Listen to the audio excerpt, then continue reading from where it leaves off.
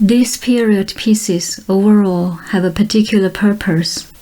By the very nature of consciousness, it seeks to materialize itself in as many dimensions as possible, to create from itself new levels of awareness, new offshoots.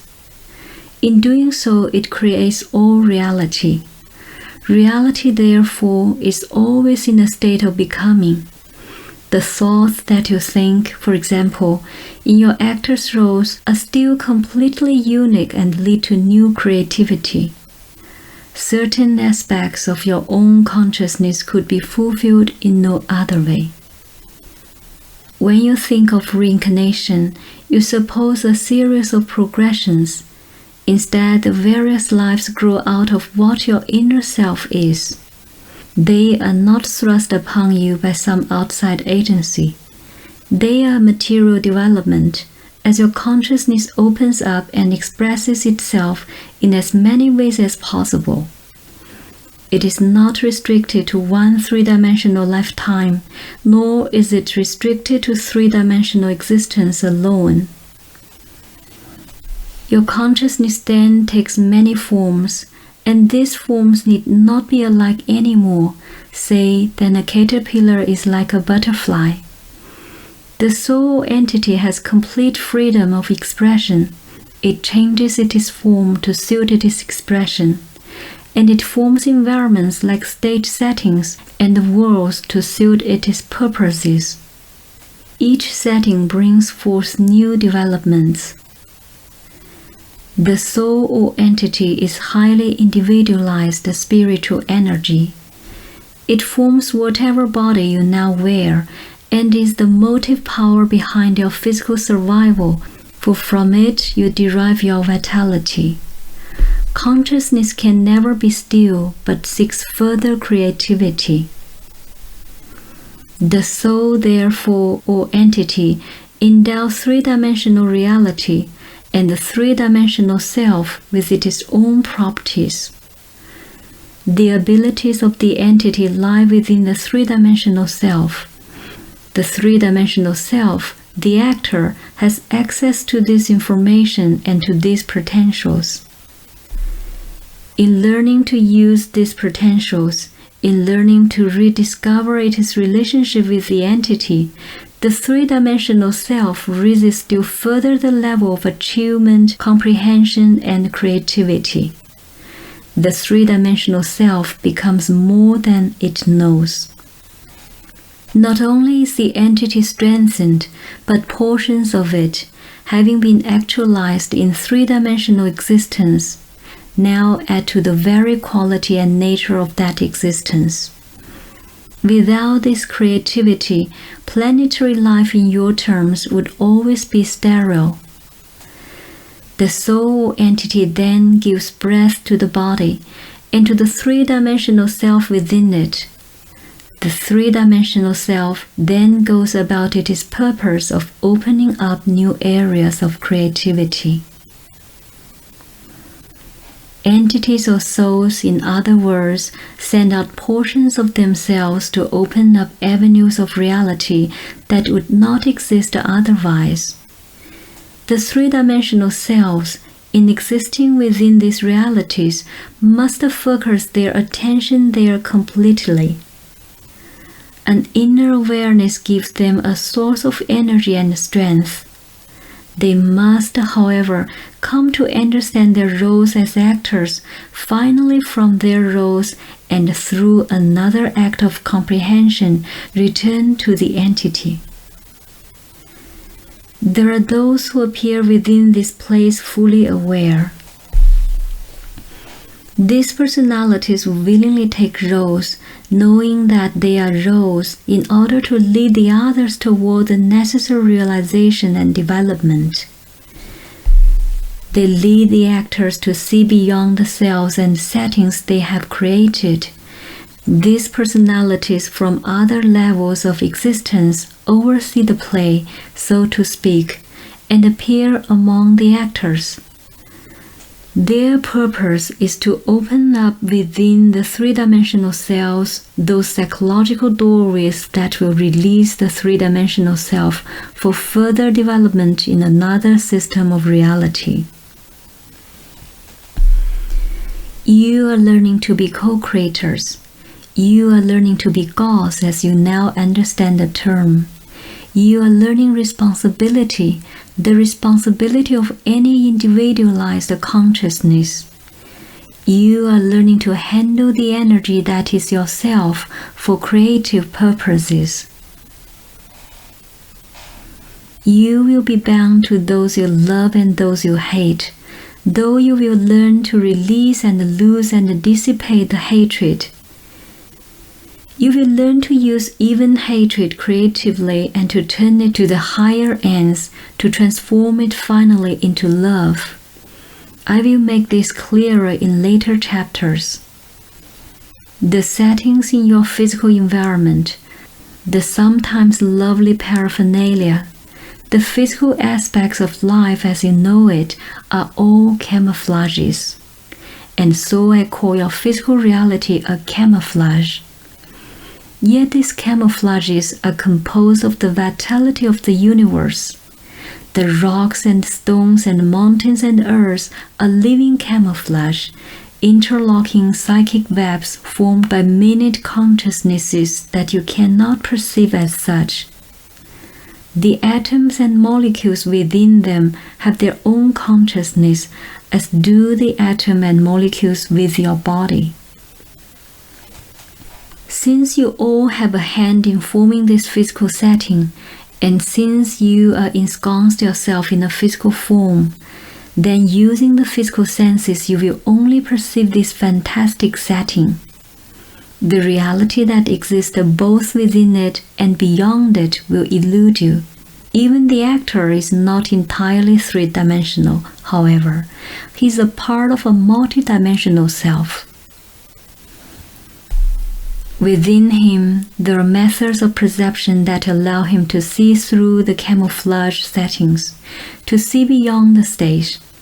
He uses these inner senses constantly, though the actor part of himself is so intent upon the play that this escapes him.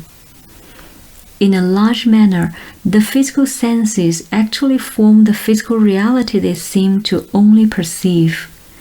They are themselves part of the camouflage, but they are like lenses over the natural inner perceptions that force you to see an available field of activity as physical matter. And so they can be relied upon only to tell you what is happening in a superficial manner. You can tell the position of the other actors, for example, or time by clock, but these physical senses will not tell you that time is itself a camouflage, or that consciousness formed the other actors, or that reality that you cannot see exists over and beyond the physical matter that is so apparent. You can, however, using your inner senses, perceive reality as it exists apart from the play and your role in it. In order to do this, you must, of course, momentarily at least turn your attention away from the constant activity that is taking place. Turn off the physical senses, as it were, and switch your attention to those events that have escaped you earlier. Highly simplified indeed, the effect would be something like changing one set of glasses for another. For the physical senses are as artificial, basically speaking, to the inner self as a set of glasses or hearing aid is to the physical self. The inner senses, therefore, are but rarely used completely consciously. You would be more than disoriented, for example, but quite terrified, if between one moment and the next your familiar environment as you knew it disappeared to be replaced by other sets of data that you were not ready to understand, so much information from the inner senses must be translated in terms that you can comprehend. Such information must somehow make sense to you as three-dimensional selves, in other words. Your particular set of camouflages is not the only set you see. Other realities have entirely different systems, but all personalities have inner senses that are attributes of consciousness, and through these inner senses, communications are maintained about which the normally conscious self knows little. Part of my purpose is to make some of these communications known. The soul or entity, then, is not the self that reads this book. Your environment is not simply the world about you as you know it, but also consists of past life environments upon which you are not now focusing. Your real environment is composed of your thoughts and emotions, for from this you form not only this reality, but each reality in which you take part. Your real environment is innocent of space and time as you know them. In your real environment, you have no need for words, for communication is instantaneous. In your real environment, you form the physical world that you know. The inner senses will allow you to perceive the reality that is independent of physical form. I will ask you all to momentarily forsake your roles, therefore, and to try this simple exercise. Now, pretend that you are on a lighted stage, the stage being the room in which you now sit. Close your eyes and pretend that the lights have gone out. The setting has disappeared and you are alone. Everything is dark. Be quiet. Imagine as vividly as you can the existence of inner senses. For now, pretend that they correspond to your physical ones. Clear from your mind all thoughts and worries. Be receptive. Very gently listen, not to physical sounds, but to sounds that come through the inner senses. Images may begin to appear. Accept them as sights quite as valid as those you see physically. Pretend that there is an inner world and that it will be revealed to you as you learn to perceive it with these inner senses.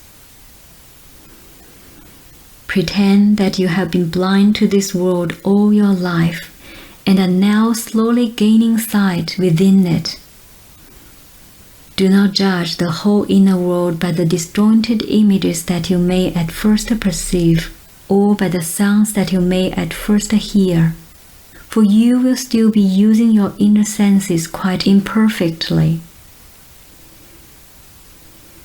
Do this simple exercise for a few moments before sleep or in the resting state. It may also be done even in the midst of an ordinary task that does not take all of your attention. You will simply be learning to focus in a new dimension of awareness, taking quick snapshots, as it were, in a strange environment.